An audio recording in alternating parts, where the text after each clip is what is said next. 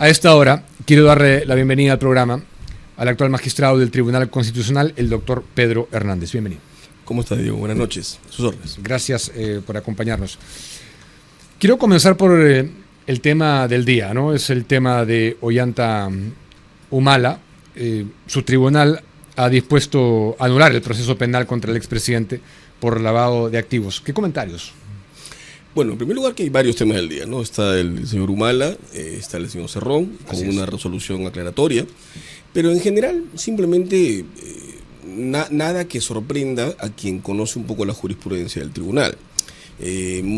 Desde hace muchos años atrás el tribunal viene fortaleciendo en una elevación del estándar de limitación de la libertad personal y desarrollando una jurisprudencia sostenidamente protectora, que probablemente en el caso de la señora actual Presidenta de la República, en su momento llegó a un estándar bastante alto de lo que entendía por el principio de legalidad. Y bueno, eso ha sido una constante. Lo que sucede es que creo que aquí hay a veces el problema de que muchos casos del tribunal solamente adquieren relevancia social en la medida en que involucran a determinados personajes, normalmente políticos. Pero el tribunal tiene jurisprudencia de hace muchos años manteniendo esa línea. Claro, una línea que va de menos a más. Porque como es todo Estado de Derecho, siempre, digamos, de manera paulatina, se van optimizando las garantías, se va expandiendo, digamos, la protección. Y también tiene mucho que ver las formas en las que la libertad se puede haber afectado. Y creo que para nadie es un secreto que en los últimos tiempos, y no lo digo yo, lo dicen los comentaristas, bien informados, periodistas como usted, y analistas y tratadistas del tema, que tanto el Poder Judicial como el Ministerio Público han desarrollado algunas consideraciones que no siempre estuvieron en los estándares, digamos, constitucionales para la utilización de algunas instituciones que afectan a la libertad. Entonces, no es una sorpresa en general, aunque no deja de, digamos, de ser razonable que la ciudadanía conozca estos casos cuando de por medio hay algún ciudadano destacado o alguien que tenga alguna presencia social. Yo quisiera preguntarle si el tribunal ha tomado en consideración que los Supremo habían rechazado los recursos de casación. ¿Eso se ha analizado? Lo que sucede es que el problema yo creo que tiene mucho que ver con la afectación. En materia constitucional, lo que es controlable es la afectación del derecho fundamental. Y no es lo mismo cuando yo sostengo que la afectación, por ejemplo, tiene que ver con un discurrir del debido proceso, a, por ejemplo, en materia penal, donde lo que yo voy a hacer es, a través de los fiscales y jueces, intentar, digamos, imponer ese ius puniendi, afectando libertades ciudadanas, y lo que cuestiona es el principio de tipicidad. Si yo cuestiono el principio de tipicidad, la gran pregunta a la que se enfrenta el tribunal, y durante mucho tiempo fue una disquisición interna que con el tiempo ha ido optimizándose. O simplemente me quedo en la forma y espero que los recursos continúen ad eternum, o simplemente agarro todo por las astas y digo, señor, no es posible que en un Estado constitucional a ninguna persona se le afecte o se le involucre en un proceso penal cuando se viola fundamentalmente la obligación de la tipicidad. Porque justamente lo que diferencia a las sociedades civilizadas actuales de lo que existía hace muchos años atrás es la certeza y la seguridad jurídica del desenvolvimiento de la libertad de las personas. Y si tú no tienes claro que algo es un delito, me parece que es absolutamente cuestionable que un tribunal simplemente se tape los ojos y diga, no, hay que esperar a que los procesos continúen hasta el final. O sea, ahí tú tienes una opción. O asumes que esa conducta significa un ejercicio indebido del ius puniendi, y lo tienes que cortar ya, o simplemente esperas que la violación continúe por respetar los formalismos. Pero esto cae, me imagino, bajo el paraguas del caso Cócteles. En principio es aquel que sistematizó un poco una jurisprudencia muy atrás. Ok, pregunto porque en la resolución el tribunal sostiene que el delito fuente no ha sido individualizado. Así es. Que no se ha sostenido coherentemente que Humala tuviese conocimiento de la ilicitud del origen del dinero. Entre otros elementos. Lo primero que dice el tribunal en la resolución que se firma en mayoría es que eso que se imputó no era delito en el momento. Pero esto puntualmente lo dicen en un contexto de que no calzaría de lavado de activos, entonces. Así es. Porque hay que entender que aquí hay digamos, la regulación del lavado de activos también ha tenido un conjunto de modificaciones que se han ido perfeccionando con el tiempo con el propósito de enfrentar ese flagelo. Pero el problema está en que la forma como se reguló en su momento no era lo que se imputó. Y ese es el problema de fondo aquí. Si algo que se imputa para que el Estado te obligue a defenderte no es delito, ¿cuál es la razón de someter a cualquier ciudadano a ese discurrir traumático y a veces tortuoso? Entonces, ya, pero en términos sencillos, es lo mismo que el caso Cócteles. Es muy parecido, yo diría que bastante parecido. Claro, o sí. sea, está privado de su libertad por algo que no era delito. Que no era delito en su momento. A la fecha. Así es. Ok, muy importante esa aclaración. Porque algunos también están diciendo, abogados, que ahora, habida cuenta de esto, hay como una suerte de patrón, ¿no? La Junta Nacional de Justicia debería abrir proceso sancionador a los jueces. Y no le estoy pidiendo que opine sobre eso porque es delicado, pero en algún momento tiene que parar, ¿no? Esto es raro que ustedes siempre estén teniendo que corregir y corregir y corregir, sobre todo cuando la Corte Suprema rechaza recursos de casación. Solo le comentaré al respecto porque podrían darse casos futuros de algún caso que llegue al tribunal, que el tribunal, cuando considera que hay una afectación realmente manifiesta y grave, el mismo tribunal remite los autuados, las copias a la Junta. En este caso no ha sido así. Simplemente, en todo caso, el tribunal se ha limitado a profundizarse sobre el fondo del asunto y habrá que ver si la propia Junta, atendiendo a tus competencias, decide o no. Pero no es que el tribunal lo haya considerado. Pero no podría emitir opinión sobre eso. Yo creo que en todo caso sí es un factor que estructuralmente debería preocuparnos, porque si los jueces y fiscales tienen la obligación de ejercer sus competencias dentro del marco constitucional y el tribunal viene advirtiendo de manera sostenida y cada vez más frecuente que hay casos que no están, digamos, en esos estándares, creo que es razonable que uno tenga una preocupación. Por supuesto, cuando vemos que los jueces tanto de primera instancia, inclusive hasta la Suprema, han tenido han validado algo que no tenía asidero, ¿no? Tenemos el tema pasando a Vladimir Cerrón, que fue muy mediático también. En su momento. Despierta muchas pasiones. Sí, claro. Pero recién hoy se ha dado curso, ¿no? ¿Por qué fue privilegiado no con la resolución, sino con el timing? ¿Por qué se le dio esa celeridad? Yo le agradezco, apreciado Diego, la pregunta. Quien habla, y ahora se puede comentar formalmente, fue el ponente del caso Cerrón. Y por un tema de respeto institucional y prudencia, yo no opté por salir en ningún medio cuando esta situación se dio, porque creo que los temas debían aclararse institucionalmente. ¿Qué sucedió en ese caso y cuál creo que es la óptica que deberíamos tener? Se suele repetir mucho esta famosa igualdad, pero la igualdad en derecho constitucional no significa tratar a todos igual, significa tratar dependiendo de si hay o no diferencias. De suyo, los tratamientos diferenciados tienen una justificación razonable. ¿Qué fue lo que pasó específicamente en el caso del señor Cerrón? Y esto es algo que probablemente no se ha dicho. Cuando el caso del señor llega,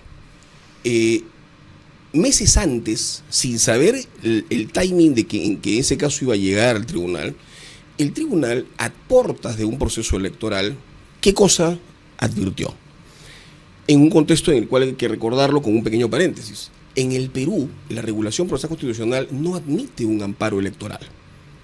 En el Perú no hay un amparo electoral que nos permita entrar a un proceso electoral, pero sí existen amparos que se pronuncian sobre materia electoral. Entonces, ¿qué cosa dijimos nosotros? Ante esa falencia y viendo que hay involucrados en proceso electoral, lo razonable, y ahí viene justamente esta, me parece, indebida recurrencia al igualitarismo, era priorizarlo. ¿Pero por qué? Porque en materia constitucional, cuando uno habla de un tratamiento igualitario o un tratamiento diferenciado, lo primero que tiene que hacer es establecer cuál es el término en el que yo estoy comparando para llegar a esa afirmación. Y claro, cuando se dice el señor Cerrón fue el único, en primer lugar, eso es un error. No fue el único. En la misma situación del señor Cerrón hubieron casos de otro líder político que también tuvo audiencia el mismo día del señor Cerrón, y el caso de dos congresistas que en ese momento estaban intentando postular. Entonces, la decisión del tribunal no fue para el señor Cerrón, fue para quienes estaban en una situación, y ahí viene lo importante de precisar con el igualitarismo. De los 30 y pico millones de ciudadanos que somos, ¿todos son candidatos presidenciales o todos son candidatos a la senaduría o a la diputación? No. Entonces, no es que haya una vulneración, un privilegio, Y creo que esto es importante tenerlo en cuenta, apreciado Diego, porque a veces suele cometer un error en un exceso de formalismo. ¿Por qué no se resolvían los casos o por qué no se resuelven los casos en el orden de llegada? Por una razón muy simple, porque los casos no son iguales. Si llega el día de hoy un caso con el número 10 sobre una materia pensionaria que es típico en formato, y después llega y antes llegó con el número 9 un caso cuya complejidad me demanda mayor estudio, ¿qué es lo que aparentemente muchos preconizan?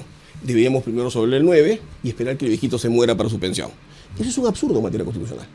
La priorización de los casos depende mucho de la afectación del derecho fundamental, de la urgencia y de la premura.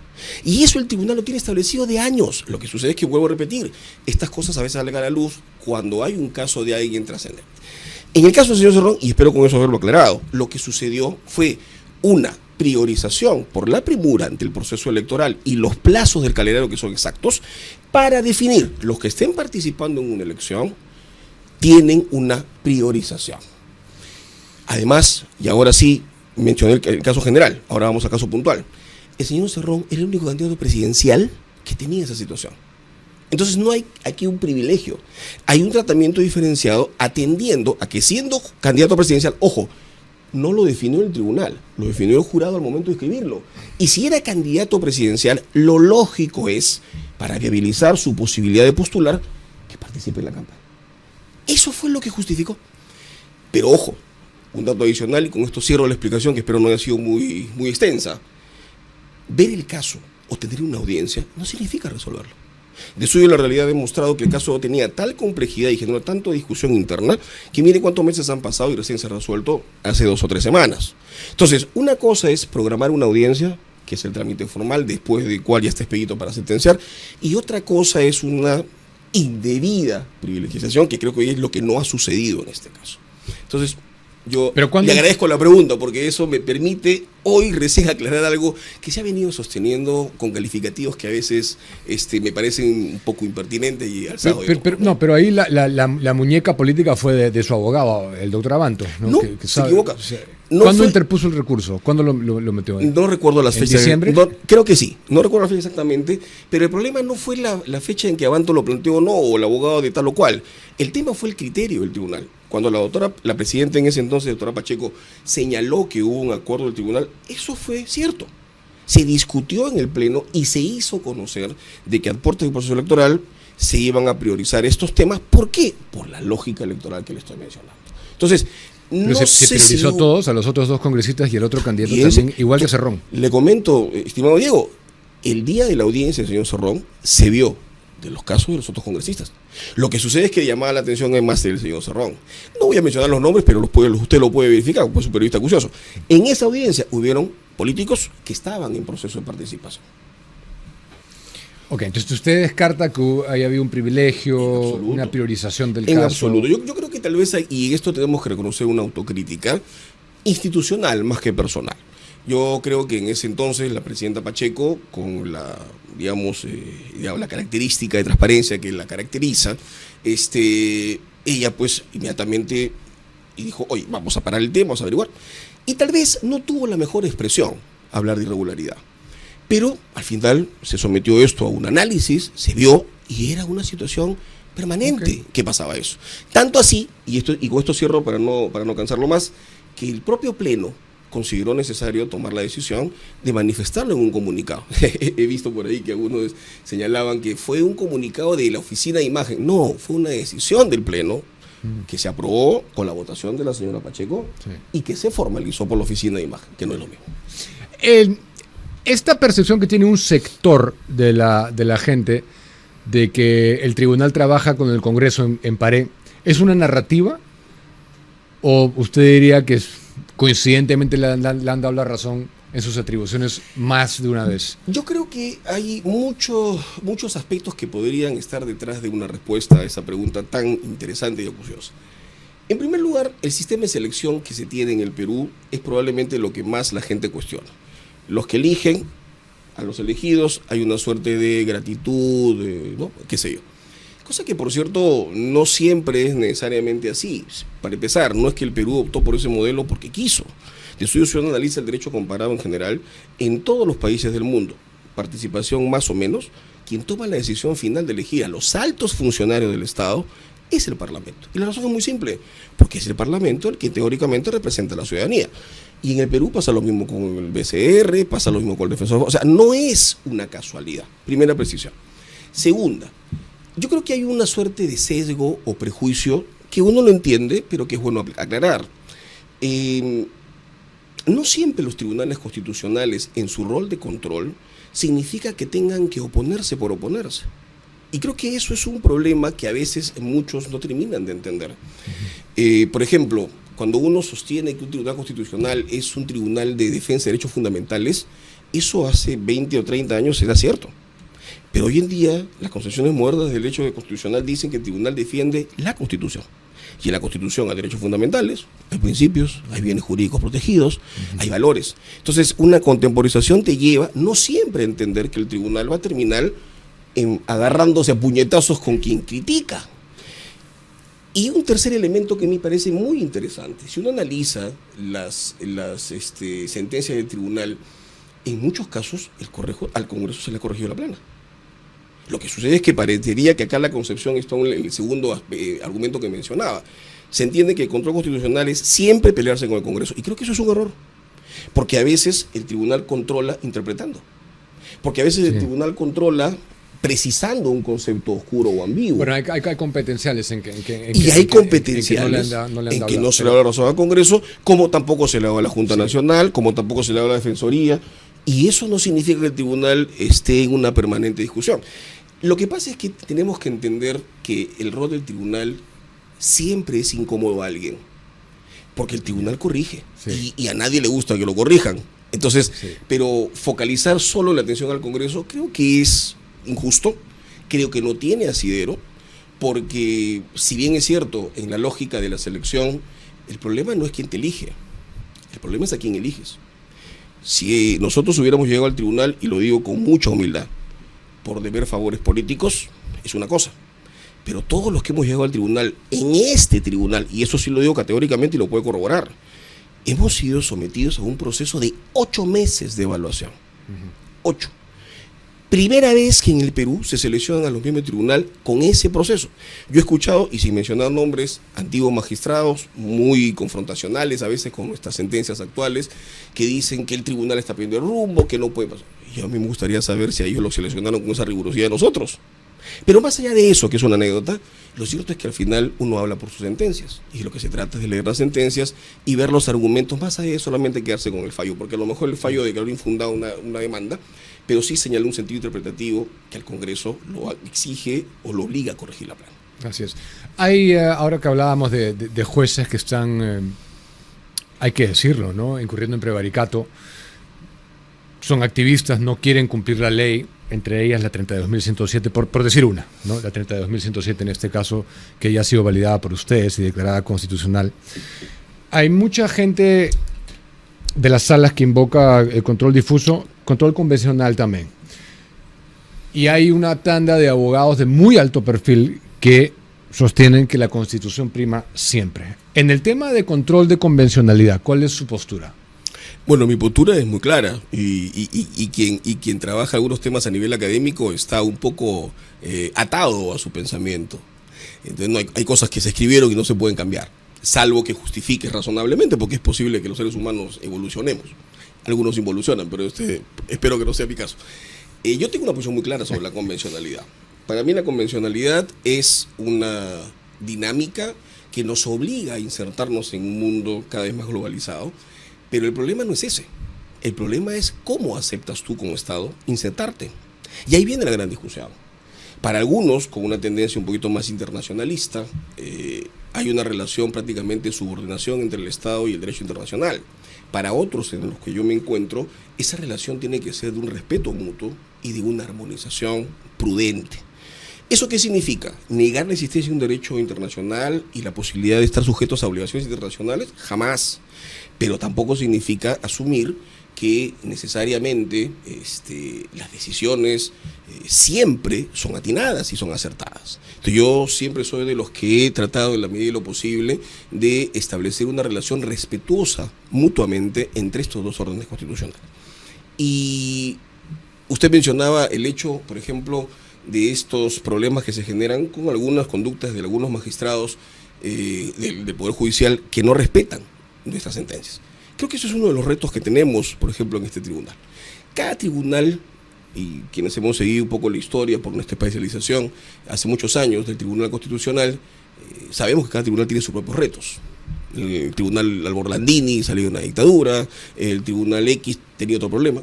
Creo que el problema que tenemos que enfrentar y que estamos enfrentando nosotros con decisión, no con perfección, pero con decisión, es agarrar los toros por las astas. Entonces, hay un tema difícil, vamos a entrar a fondo y pautear. Pero hay temas pendientes. Y creo que hay temas pendientes como el control difuso y la relación de la convencionalidad que no siempre responden o obedecen al tribunal. También tiene mucho que ver ahí la forma como el propio Parlamento establece la regulación de algunas cosas. Y el sistema procesal constitucional tiene algunas situaciones que, por ejemplo, tendrían que optimizarse. Y aquí voy a dejar un poco el rol de magistrado y pasar a mi humilde rol de profesor de Derecho Constitucional. Mencionábamos hace un rato, por ejemplo, la ausencia de un amparo electoral. Eso es una falencia, es una ausencia preocupante en el sistema constitucional.